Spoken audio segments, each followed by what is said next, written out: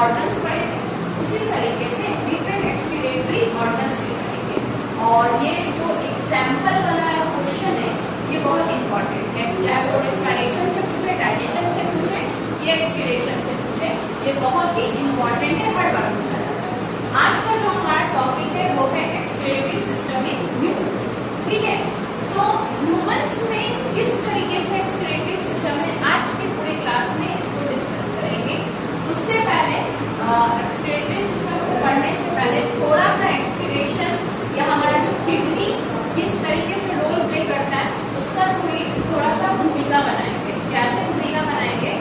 जैसे कि अगर हमारे पास किडनी नहीं होता तो हमको एक सिंगल पीस ऑफ लेस का चिप्स भी क्या कर सकता था, मार सकता। अगर हमारे पास ये एक्सक्रीटरी सिस्टम नहीं होता तो हम अगर एक सिंगल डे में 7 से ज्यादा बनाना खा लेते तो वो भी हमको किल कर सकता था। सुनने में थोड़ा सा अजीब है पर ये इसलिए है क्योंकि एक सिंगल पीस ऑफ चिप्स के पैकेट में इतना ज्यादा सॉल्ट रहता है कि उस, और खास करके जब चिप्स खत्म होने लगता है और लास्ट का जो क्रिस्पी पार्ट बचता है उसमें जितना सॉल्ट रहता है वो हमारे ब्लड के लिए क्या है, अनसूटेबल है।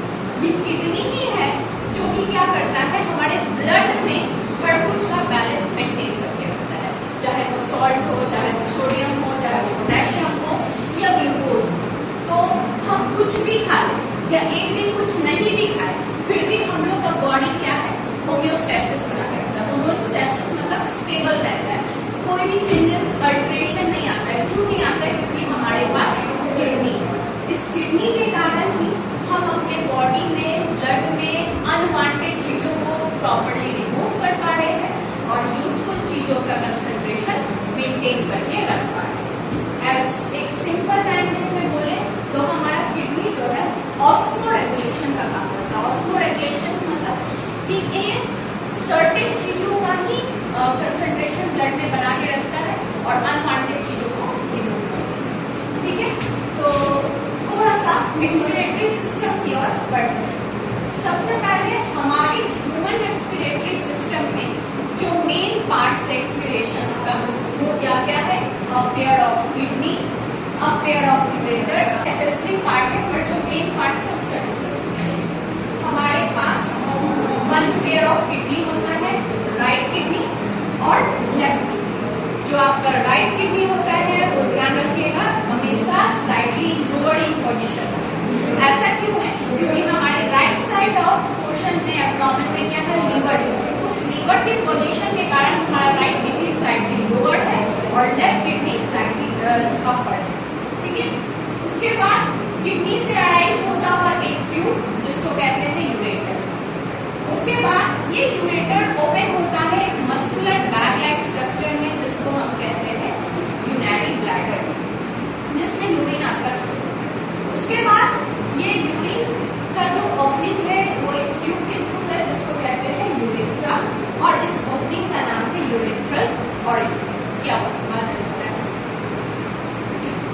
उसके बाद अब देखिए कि आपका जो किडनी है इसका पोजीशन पहले समझते हैं। बॉडी में जितने भी ऑर्गन्स हैं सबका पोजीशन प्रॉपर्ली मौजूद बनाना चाहिए।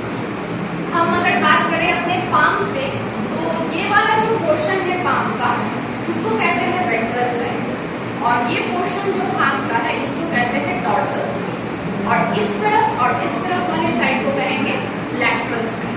उसी तरीके से हमारा ये जो बॉडी का कर्वेचर है ये हमारा हो गया वेंट्रल साइड, पीछे वाला डॉर्सल साइड और ये साइड वाला लैटरल साइड। तो आपका किडनी बॉडी में लैटरली पोजीशन है कहाँ पे? एब्डोमेन के पास। ठीक है, एब्डोमेन के पास में लैटरली आपका किडनी प्लेस्ड है और इस किडनी का साइज क्या होता है आपका 10 to 14 सेंटीमीटर होता है मेल्स और फीमेल्स में 9 to 30 सेंटीमीटर होता है फीमेल्स में किडनी का साइज कंपैरेटिवली लेस होता है। इस बात को ध्यान रखना। ठीक है, उसके बाद कलर के वाइज से देखें तो ये रेडिश ब्राउनिश कलर का होता है। ठीक है, उसके बाद आपका ये दो टर्म हमेशा कंफ्यूज करता है, यूरेथ्रा और यूरेटर। तो आपको याद रखना है कि यूरेटर जो है वो हमेशा पेड़ में होगा और जो यूरेथ्रा होता है वो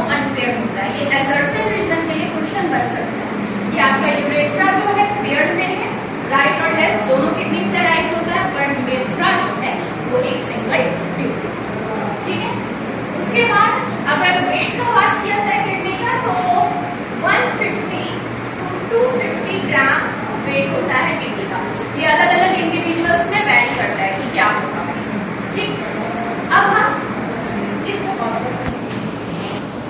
देखो 2021 में एंडरसन रीजन का क्वेश्चन आया था। क्या क्वेश्चन था कि the females have higher chance of infection than males, और उसका रीजन दिया हुआ था क्या, the size of urethra is less in female than in males. तो ये बात याद रखना है आपको कि जो मेल्स होते हैं उनमें जो यूरेथ्रा का साइज होता है वो काफी ज्यादा होता है, वो होता है आपका 10 to 15 सेंटीमीटर इन लेंथ, किसमें, मेल्स। और जब हम फीमेल्स में बात करेंगे तो इसका साइज बहुत ही कम हो जाता है, 2 से 4 सेंटीमीटर इन लेंथ ही होता है। तो वैसी तो फीमेल्स को क्या होता है, यूरिन इन्फेक्शन का चांस ज्यादा होता है। ऐसे भी ये स्टडी में देखा गया है कि females are more prone to urine infection, क्यों, क्योंकि उनका यूरेथ्रा का साइज बहुत कम होता है। तो ऐसे छोटा छोटा की पॉइंट्स को आपको पकड़ के चलना है। हो सकता है ये फिर कभी किसी ईयर रिपीट करता है, ठीक है, कि females has less length of urethra than males, ठीक है।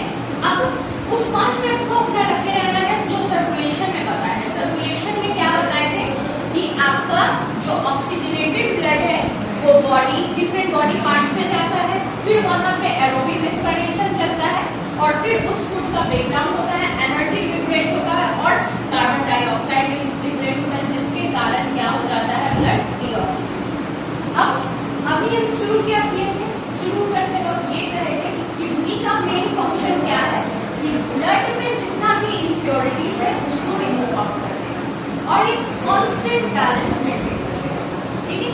तो इस स्ट्रक्चर में फिर से आते हैं हम, यहाँ पे किडनी देख लिए, यूरेटर देख लिए, यूरिनरी ब्लैडर देख लिया, यूरेटर। अब जो एसेसरी पार्ट्स है उनका डिस्कशन करेंगे, vena cava, aorta, renal artery और रीनल वेन।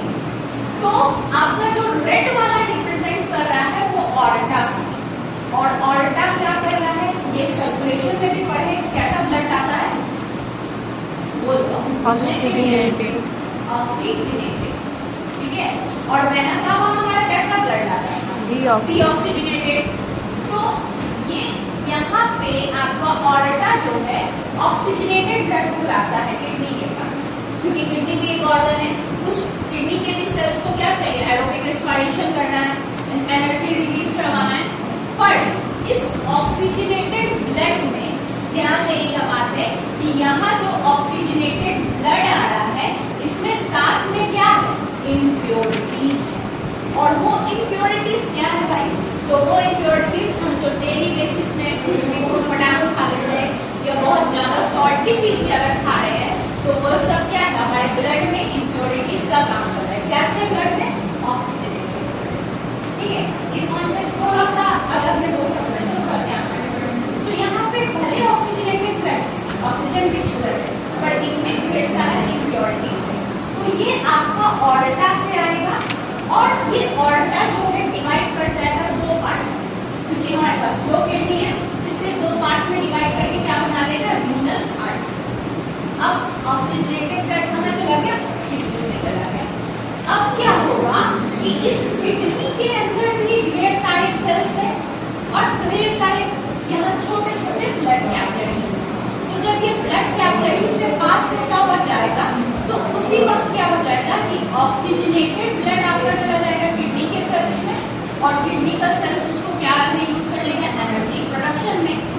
और बाकी जितना भी ऑक्सीजनेटेड ब्लड के साथ इम्प्योरिटीज था हमारे किडनी में, ढेर सारे स्मॉल फिल्टरिंग यूनिट्स होते हैं जिनको कहते हैं नेफ्रॉन, वो उसको क्या करने लगेंगे, रिमूवल करने का काम करने लगेंगे, सारे इम्प्योरिटीज को निकालने का काम शुरू कर देंगे।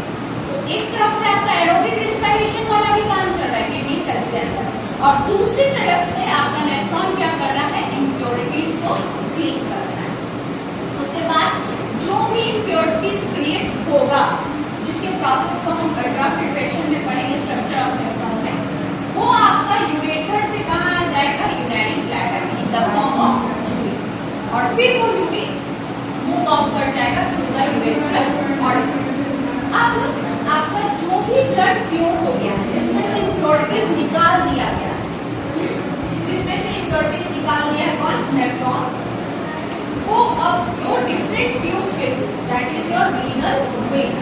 स्ट्रक्चर याद रखिएगा क्योंकि डायरेक्ट पूछेगा कि रीनल आर्टरी का काम ऑक्सीजनेटेड ब्लड लाने का है या डीऑक्सीजनेटेड, और रीनल वेन का काम ऑक्सीजनेटेड ब्लड लाने का है डीऑक्सीजनेटेड। तो दोनों एकदम क्रिस्टल क्लियर। तो आपका जो भी ब्लड से इम्प्योरिटीज निकल चुका है, इम्प्योरिटीज भले निकला हो पर अभी एरोबिक रिस्पिरेशन से वो कैसा हो गया है, ऑक्सीजनेटेड से डीऑक्सीजनेटेड। तो वो अब मूव करके फिर कहाँ चला जाएगा, वेना कावा से फिर से हर्ट, और फिर से हर्ट में जाएगा तो उसका क्या होगा, सर्कुलेशन होगा, फिर वो ऑक्सीजनेटेड होगा, और फिर जब ऑक्सीजनेटेड हो जाएगा तो वो डिफरेंट बॉडी पार्ट्स में जब डिस्ट्रीब्यूट होता रहेगा उसी वक्त उसमें क्या ऐड हो जाएगा, इम्प्योरिटीज, और उस इम्प्योरिटीज को फिल्टर करने का काम कौन करेगा, किडनी करेगा। ठीक है, तो हमारा किडनी किस तरीके से एक्ट करना है, एक फिल्टरिंग यूनिट की तरह हमारे डिफरेंट कंपोनेंट्स जो कि ब्लड में प्रेजेंट है, अनवांटेड सब्सटेंस, उसको रिमूव करेगा। इस दोनों में बहुत बार कंफ्यूजन होता है, और इसको कंफ्यूज नहीं करना है कि आपका ऑर्टा जो है ऑक्सीजनेटेड ब्लड लाएगा, कहाँ कैसे भेजेगा, रीनल आर्टरी से, दोनों के बीच। उसके बाद किडनी में क्या होगा, उसका सर्कुलेशन होगा बाय द कैपिलरीज, क्योंकि जहाँ भी गैसियस एक्सचेंज होना है वहाँ पे कौन सा ट्यूब होना चाहिए, कैपिलरीज। आपके किडनी से उसको ऑक्सीजन मिल जाएगा और इम्प्योरिटीज क्या हो जाएगा, प्योरीफाई होने लगेंगे the filtering unit, that is your nephron. और फिर आपका सारा का सारा ब्लड प्योर फॉर्म में कहाँ चला जाएगा, वेना कावा।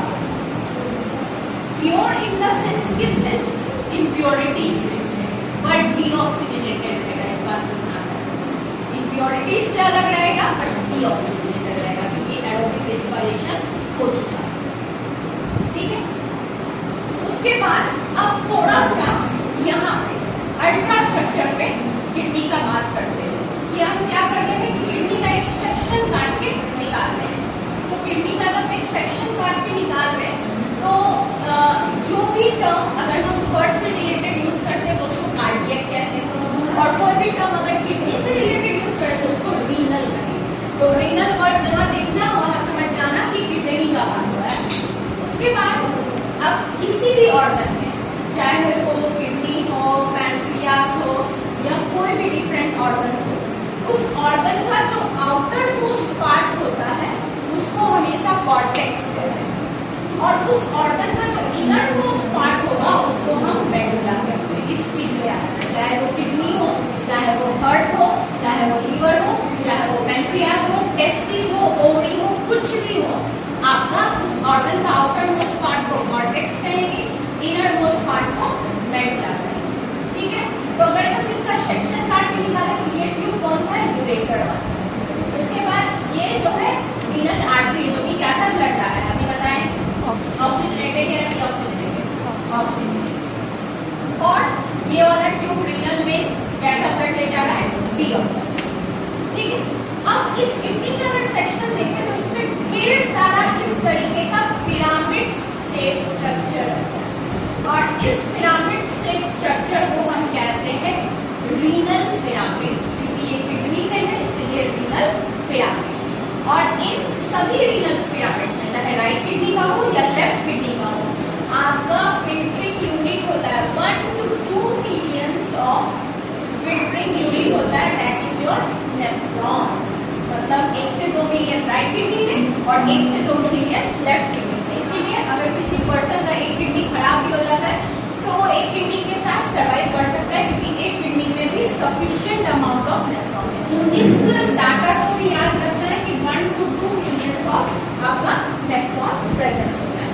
ठीक है, उसके बाद इसी नेफ्रॉन के बारे में हम डिस्कस करेंगे और फॉर्मेशन ऑफ यूरिन।